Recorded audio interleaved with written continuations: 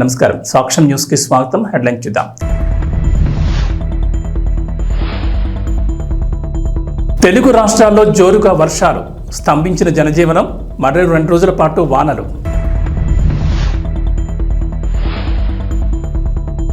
వాయుగుండం ప్రభావంతో రాష్ట్రంలో కొనసాగుతున్న వర్షాలు. బెంజ్ సర్కిల్లో అత్యధికంగా 161 సెంటీమీటర్ల వర్షపాతం నమోదు. మంగళగిరిలో 29 సెంటీమీటర్ల వర్షపాతంతో 30 ఏళ్ల రికార్డు గల్లంతో.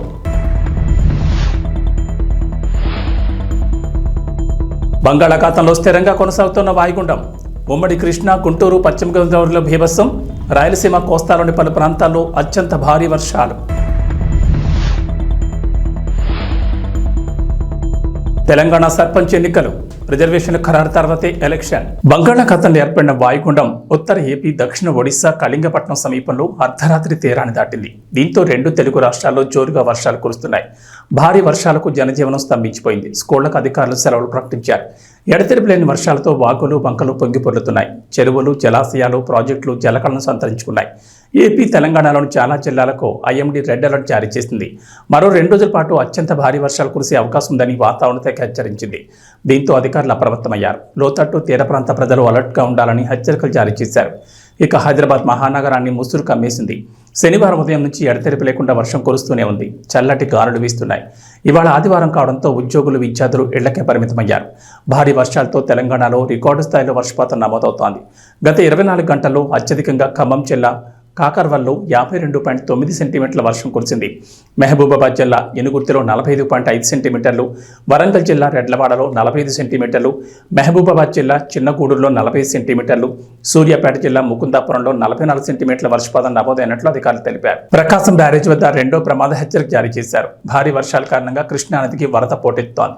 జూరాల, శ్రీశైలం, నాగార్జున సాగర్ ప్రాజెక్టుల గేట్లు ఎత్తడంతో అధికారులు ప్రకాశం బ్యారేజ్ వద్ద 2వ ప్రమాద హెచ్చరికను జారీ చేశారు. పైనుంచి వస్తున్న 5,67,360 క్యూసెక్కుల నీటిని సముద్రంలోకి విడుదల చేస్తున్నారు. నదీ పరివాహక లోతట్టు ప్రాంతాల ప్రజలు అప్రమత్తంగా ఉండాలని అధికారులు హెచ్చరించారు. బంగాళాఖాతంలో ఏర్పడిన అల్పపీడనం బలపడి వాయుగుండంగా మారడంతో రాష్ట్ర వ్యాప్తంగా విస్తారంగా వర్షాలు కురుస్తున్నాయి. గత 2 రోజులుగా ఎడతెరిపి లేని వర్షాలకు విజయవాడ నగరం అతలాకుతలమైంది. లోతట్టు ప్రాంతాలన్నీ నీట మునిగిపోయాయి. రోడ్లన్నీ జలమయం కావడంతో జనం తీవ్ర అవస్థలు పడ్డారు. 24 గంటల వ్యవధిలో ఏకంగా 29 సెంటీమీటర్ల వర్షంతో వరుణుడు కుంభవృష్టి కురిపించాడు. దీంతో 30 ఏళ్ల కిందటి రికార్డు బద్దలైంది.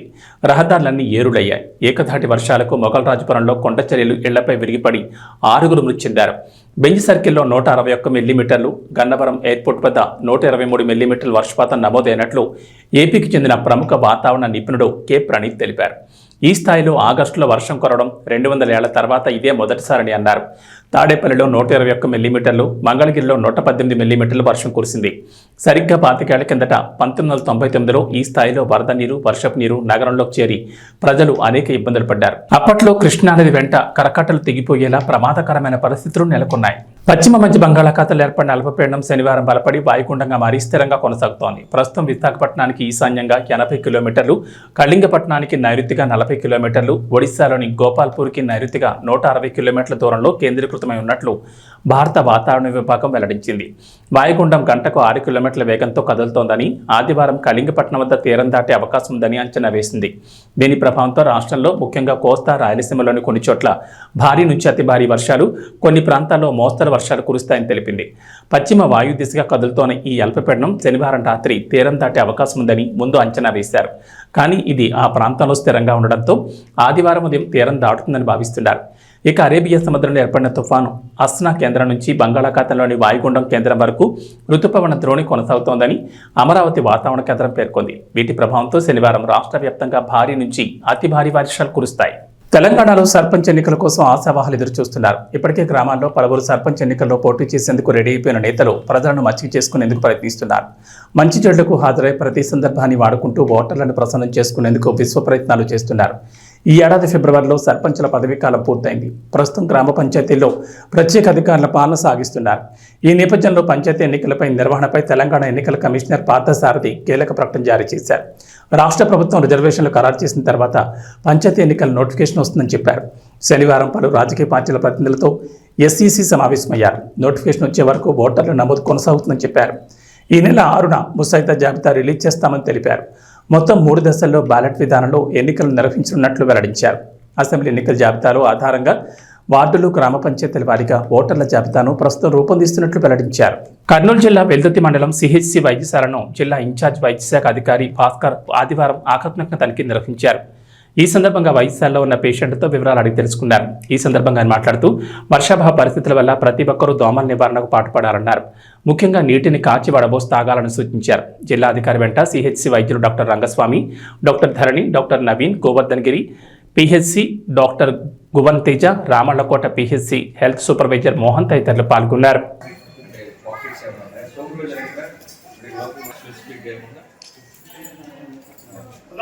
వర్షాకాలం ఉంది. వర్షాకాలంలో ఇప్పుడు తుఫాను వల్ల ఎక్కువ వర్షాలు పడుతున్నాయి. ఈ వర్షాలకి మనం ముఖ్యమైన జాగ్రత్తలు కొన్ని అయితే ఖచ్చితంగా తీసుకోవాలి. అందులో నంబర్ 1 వచ్చేసి వాటర్ బాయిల్ చేసుకొని చల్లార్చుకొని తాగాలి. ఫస్ట్ వాటర్ బార్న్ డిసీజెస్ రాకుండా మనం చేసుకోవాలంటే మనం ఇంట్లో చేసుకున్న పనులు, మనం చేసుకోగల పనులు ఫస్ట్ మనం కొన్ని అయితే ఖచ్చితంగా చేయాలి. ఈ అవేర్నెస్ చాలా ముఖ్యం. మనము తాగే నీరు పరిశుభ్రంగా ఉండాలి. మనకు వర్షాకాలంలో ఎక్కడైనా కంటామినేషన్ జరగచ్చు. ఇంట్లో మనం చేసుకోగలిగిన ఫస్ట్ పని ఏంటంటే వాటర్ మరగబెట్టుకొని చల్లార్చుకొని తాగితే దానివల్ల ఏ ఇన్ఫెక్షన్స్, మరగబెట్టిన వాటిల్లో ఏ బ్యాక్టీరియా కానీ వైరస్ కానీ ఉండకుండా చనిపోతాయి. సో అవి చల్లార్చుకొని తాగాలి. ఫస్ట్ కాచి చల్లార్చుకున్న నీళ్లు తాగడం వల్ల వాటర్ బార్న్ ఇన్ఫెక్షన్స్ ను మనం దరిచేరకుండా చేసుకోవచ్చు. సెకండ్ థింగ్ ఏమంటే వర్షాకాలం కాబట్టి వాటర్ క్లాగింగ్ ఉంటుంది. మన ఇంటి చుట్టుపక్కల, మన ఇంట్లో కూడా కొన్ని చోట్ల పాత టైర్లు కానీ, కొబ్బరి చిప్పలు కానీ ఇట్లాంటివి ఎక్కడైనా గిన్నెలు కూడా అట్లే వర్షానికి అట్లే పెట్టేసి ఉంటారు. నెక్స్ట్ మన ఇంటి ముందర చిన్న చిన్న వాటర్ క్లాగింగ్ ఉంటాయి. మనం ఏదైనా చిన్నగా అడ్డం తీస్తే చాలు మొత్తం వాటర్ వెళ్ళిపోతాయి. అట్లాంటివన్నీ కూడా మన చేతుల్లో ఉండేటివి.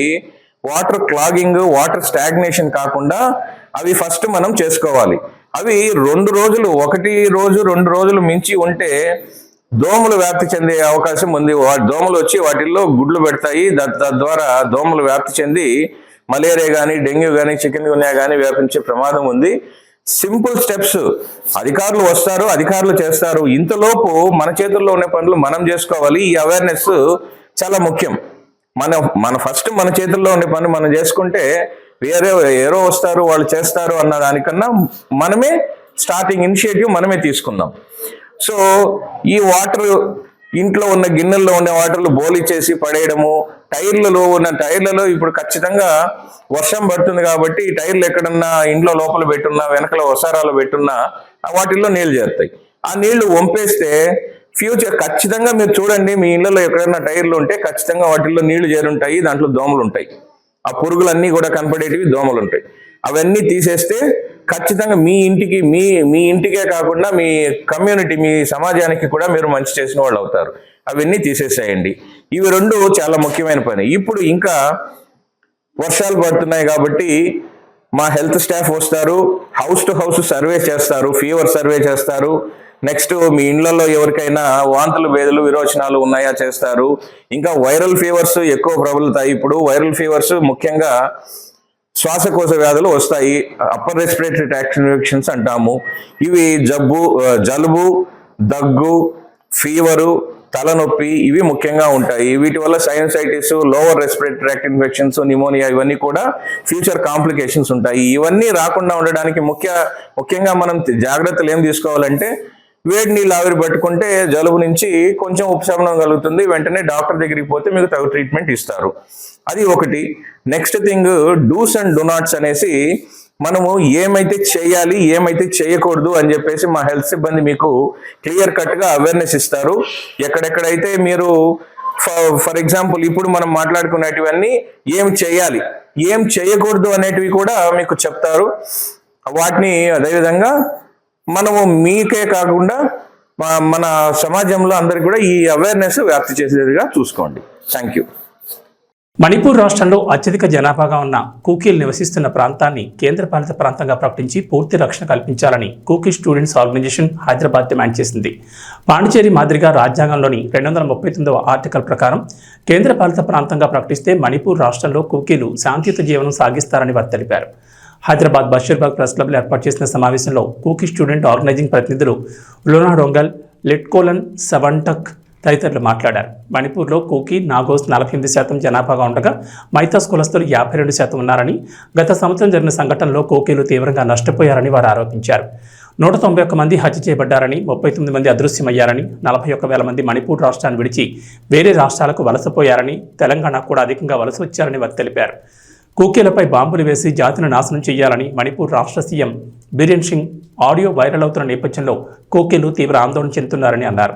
మణిపూర్ దాడులపై జ్యుడిషియల్ కమిషన్ ఏర్పాటు చేసి నివేదికను సమర్పించినప్పటికీ ఇప్పటి వరకు ఎలాంటి చర్యలు తీసుకోలేదని, బాధ్యులైన దోషులపై కఠిన చర్యలు తీసుకోవాలని వారు డిమాండ్ చేశారు. Secretary for Kuki Student Organization, Hyderabad branch, and I am Francis Haukim. I am also a representative of Kuki MP Manipur for Hyderabad.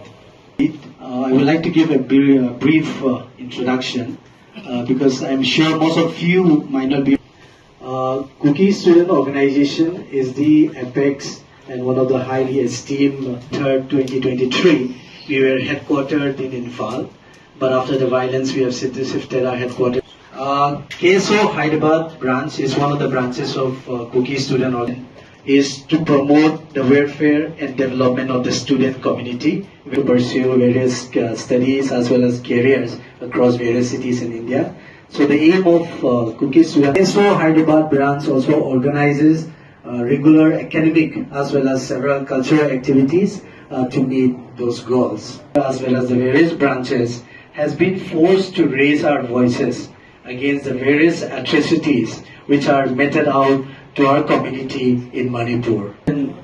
Critical issues which are very pertinent to the ongoing conflict induced briefly and which is also there in the banner. Now, organizations and the various civil society are shouting at the top of our voices that this conflict is not a fight between just two communities, but it's nothing but a Kukis and Nagas. Two main tribes are Kukizo, Nagas. Two main tribes ఉంటుంది. So May 3, 2003కి జరిగిన అన్ని మీకు తెలుసు. అది జరిగింది. More than 200 చచ్చిపోయారు. Even 39 still missing లో ఉన్నారు. అండ్ మోర్ దెన్ 60,000 పీపుల్ ఇప్పుడు మణిపూర్ కానీ మిజోరాం, అస్సాం, ఈవెన్ తెలంగాణలో కూడా వచ్చారు. డిస్ప్లేస్ పర్సన్ అయిపోయారు. సో వాళ్ళకి ఫ్యూచర్ ఏమిటి, ఇది వైలెన్స్ ఎప్పుడు ఆపుతుంది, ఆపిన తర్వాత ఏమవుతుంది అని ఏం హోప్ లేదు. So their future is very very dark ఫ్యూచర్లో ఉన్నారు. సో ఇప్పుడు వరకు మోర్ దెన్ 1,000 కేసెస్ ఫైల్ అయింది, కానీ ఒక్క కూడా సాల్వ్ అవ్వలేదు. అది నోట్ చేసుకోండి. సో ఈరోజు ఎందుకు ఈ ప్రెస్ మీట్ పిలుస్తున్నామంటే, after this more than 16 months 16 months ఏం సొల్యూషన్ లేదు. వైలెన్స్ జరుగుతుంది. Okay fine, government hills valley మధ్యలో బఫర్ జోన్ పెట్టారు. ఓకే తగ్గింది. Misunderstanding, conflict among ethnic communities, but the one that we are currently going through stands out from the other, and there are few reasons why. Firstly, in terms of the duration, this conflict has been going on for more than 1.5 years, almost 1.5 years, and there's a total separation in terms of geography, in terms of ethnicity, and the degree of violence, the destruction it causes, and the scale of violence is incomparable. And this happened while we have stable state government led by the BJP and also a stable central government led by the BJP. So we need deeper investigation and reflection into this ethnic conflict. And since the start of this ethnic conflict, two communities, the Métis and the Kuki-Jo, they have been blaming each other as to who started the violence, as to who sustained the violence.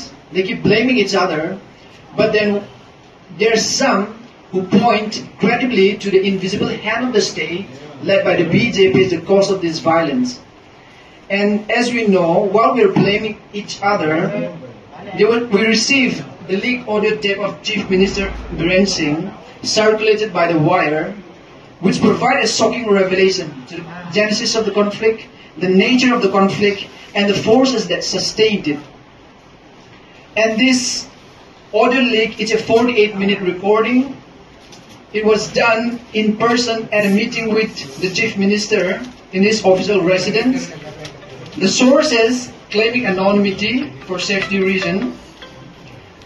YCP అధినేత మాజీ CM YS Jaganmohan Reddy Kadapa జిల్లాలో పర్యటిస్తున్నారు. బెంగళూరు నుంచి శనివారం ఉదయం కడప ఎయిర్పోర్టుకు చేరుకున్న జగన్ను చూసేందుకు జనం ఎగబడ్డారు. వైసీపీ నేతలు ఎయిర్పోర్ట్లోనే ఘనస్వాగతం పలికారు. మొదట తన పర్యటనలో భాగంగా పెండ్లిమర్రి మండలంలోని మాచనూరు గ్రామానికి చేరుకున్న వైఎస్ జగన్ ఇటీవల మృతి చెందిన వైసీపీ మండల కన్వీనర్ మాచనూరు చంద్రారెడ్డి కుటుంబాన్ని పరామర్శించారు. చంద్రారెడ్డి చిత్రపటానికి పూలమాలలు వేసి నివాళులర్పించిన జగన్ వారి కుటుంబ సభ్యులను ఓదార్చారు. ఈ సందర్భంగా దారి పొడవునా జగన్కు జనం నీరాజనాలు పట్టారు. జగన్పై ఆయన కాన్వాయ్పై పూలవర్షం కురిపించారు. ఈ పర్యటనలో పలు కార్యక్రమాల్లో పాల్గొనున్న వైఎస్ జగన్ ఇవాళ రేపు క్యాంప్ ఆఫీసులో ప్రజలకు పార్టీ నేతలకు అందుబాటులో ఉండనున్నట్లు పార్టీ వర్గాలు వెల్లడించాయి. Ram Charan game changer cinema మీద ఒకప్పుడు భారీ అంచనాలుండేవి. శంకర్ దర్శకత్వంలో సినిమాని గొప్పగా చెప్పుకునేవారు. కానీ శంకర్ తీసిన ఇండియన్ 2 చూశాక గేమ్ చేంజర్ మీద అందరికీ అనుమానాలు ఏర్పడ్డాయి. పైగా గేమ్ చేంజర్ సినిమాను మధ్యలో వేరే దర్శకులు డైరెక్షన్ చేశారు. ఆ మధ్య శైలేష్ కొలను ఫిల్లర్లను షూట్ చేశానని అన్నాడు. ఇక ఇప్పుడు ఎస్జే సూర్య నేతృత్వంలో షూటింగ్ జరుగుతోందని తెలుస్తోంది. ఇలా గేమ్ చేంజర్ను శంకర్ లైట్ తీసుకున్నట్లుగా కనిపిస్తోంది. శనివారం సరిపోదా శనివారం థ్యాంక్స్ మీట్ జరిగింది. ఈ ఈవెంట్కు ఎస్జే సూర్య రాలేదు. సరిపోదా శనివారం అన్ని ఈవెంట్లలో సూర్య కనిపించాడు. కానీ సినిమా రిలీజ్ తర్వాత తన పాత్రకు ఇంత మంచి ప్రశంసలు దక్కించుకున్నాక ఈవెంట్కి ఎందుకు రాలేదా అని అంతా అనుకున్నారు.